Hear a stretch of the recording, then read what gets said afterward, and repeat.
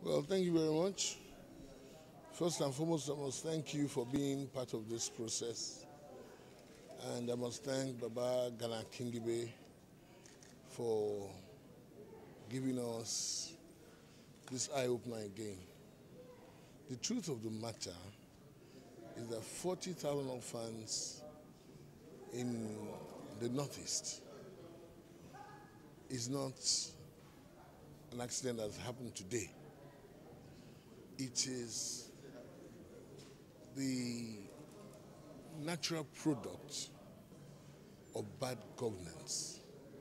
Because the truth of the matter is that various sections of our communities, to one extent or the other, have suffered from bad governance. The Boko Haram today comes as a manifestation of the fact that this area of the country has been marginalized and has been badly governed over a long period. The natural consequence of bad governance is that people will seek to change the system by any other means. When they cannot change the system by legitimate means, they will resort to illegitimate means. Those illegitimate pursuits have now ended up in displacing a whole swath of the nation, and as a consequence of that displacement, the consequence of that conflict is war, and the natural result of war and conflict is loss of life, which ultimately translates to children that have no parents. It is a terrible situation, and we must go back to the beginning. We must address this situation from the beginning. Good governance, good education, good policies that abate hunger and poverty. No doubt about it, when you have a situation where people are desperate, they're hungry, and have no legitimate means of improving their lot, disasters will happen. I hope that as we go forward in Nigeria, we're able to embody a system that will bring succor, regeneration, and improvement of the lot of all concerned without leaving anybody behind. That should be the policy. I just said a few minutes ago that it seems this is the norm. When you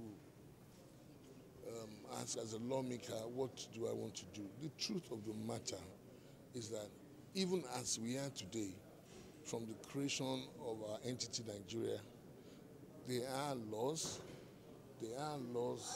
that should see us, or should have even seen us, past this position. But the truth of the matter is that there is a necessity to instill conscience, humanity in ourselves, and actually pick leaders that have the feelings to extend humanity to all concerned. If we have a situation where we have a government that does not care, a government that looks beyond imagination, one even thinks maybe drastic things should happen. Maybe the time has even come to start thinking of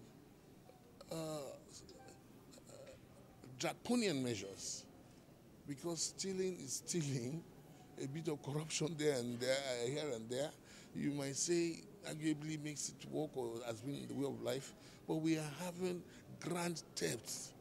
We are having people that we are hearing unimaginable amount of stealing, and it's not abating.